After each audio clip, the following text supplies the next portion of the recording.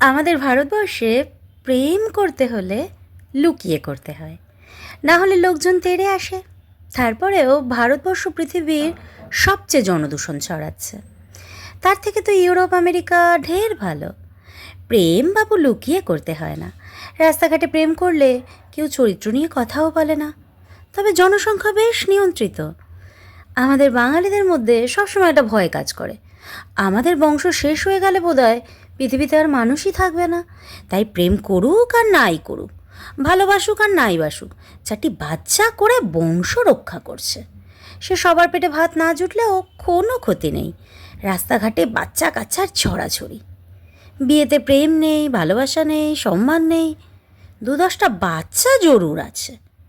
শরীরে তো মাথা নামক একটা অঙ্গ রয়েছে, সেটার ব্যবহার হোক আর না হোক, বাচ্চা জন্ম দেওয়ার জন্য ব্যবস্থার সঠিক প্রয়োগ হবেই হবে।